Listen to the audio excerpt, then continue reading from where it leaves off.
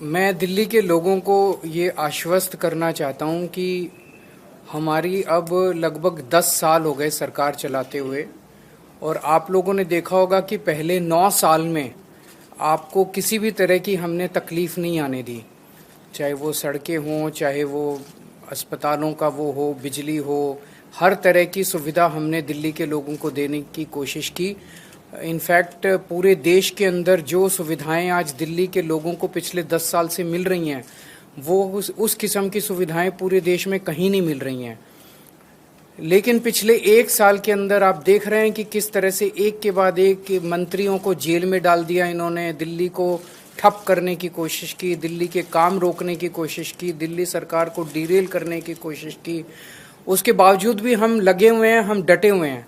अब मैं बाहर आ गया हूं और जितने भी रुके हुए काम थे और जो जो तकलीफ़ें और समस्याएं लोगों को हैं, मैं उनको आश्वस्त करना चाहता हूं। उन सब की तरफ हम लोग अब ध्यान दे रहे हैं और आपकी समस्याओं का निवारण करना हमारा फ़र्ज़ है। मुझे पता चला है कि दवाइयों की कमी बहुत ज़्यादा हो रही है अस्पतालों में और मोहल्ला क्लिनिक में। इन लोगों ने दवाइयाँ बंद कर दी। इन लोगों ने अस्पतालों में और मोहल्ला क्लिनिक में जो फ्री टेस्ट होते थे वो बंद कर दिए। इन लोगों ने जो फरिश्ते स्कीम होती थी, जब किसी का एक्सीडेंट हो जाए दिल्ली के अंदर उसको फ्री इलाज होता था, वो बंद कर दिया। इन्होंने सड़कों का रिपेयर बंद कर दिया। इन्होंने ओल्ड एज पेंशन बंद कर दी। इन्होंने इस तरह से कई सारे काम हैं, कई होम गार्ड्स की और कई लोगों की तनख्वाहें बंद कर दी।